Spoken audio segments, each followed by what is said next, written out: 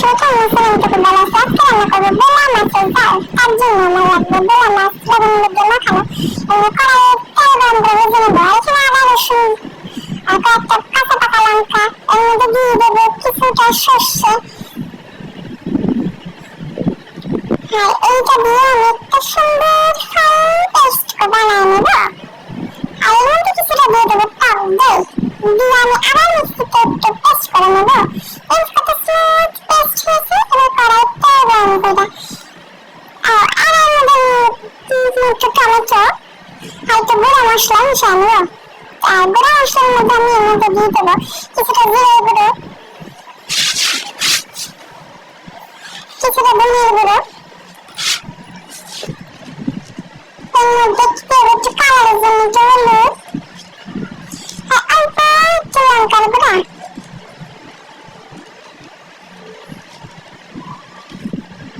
এই যে আমার মাছগুলো ভাজা হচ্ছে। এবার কড়াইতে আরো গরম হয়ে গেছে। এর মধ্যে একটু কালো জিরা ফোড়ন দিয়ে দেবো। এবার আমি এর মধ্যে মশলাটা দিয়ে দেবো। তোমারও কি জোয়া। এবার মশলাটা গুটে গুটে গুটে গুটে করে সারাদিন নেড়েই যাবেন নেড়েই যাবেন নেড়েই যাবেন। এই যে মশলাটা শুকাচ্ছে আস্তে আস্তে শুকাতে শুকাতে শুকাতে শুকাতে তেল ছেড়ে দেওয়া অব্দি নেড়েই যান নেড়েই যান। এই যে আমার মাছগুলা ভাজা হচ্ছে। এই যে দেখছেন কেমন তেল ছেড়েছে। আরো ছাড়না একদম নাড়তে নাড়তে মশলাগুলো মিশায় মিশায় মিশায় মিশায় মিশায় গোটা গোটা গোটা গোটা নাড়তে থাকবে। এই দেখেন কত সুন্দর হয়েছে। আরো সুন্দর করতে চলে আরো একটু নাড়তে হবে। এই যে আমার মশলাটা প্রায় কষানো হয়ে গেছে। এবার আমি একটু দিয়ে দেবো জল।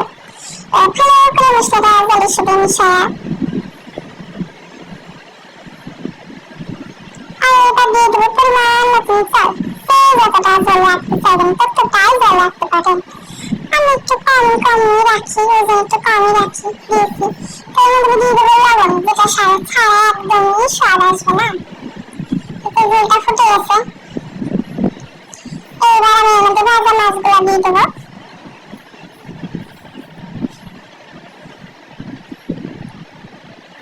এবার মাছগুলো একটু ফুটতে থাকা অবধি, ততক্ষণ না মাছের ভিতরে ঝোল মশলাটা ঢুকে যায় ততক্ষণ একটু ফুটায় নেবো।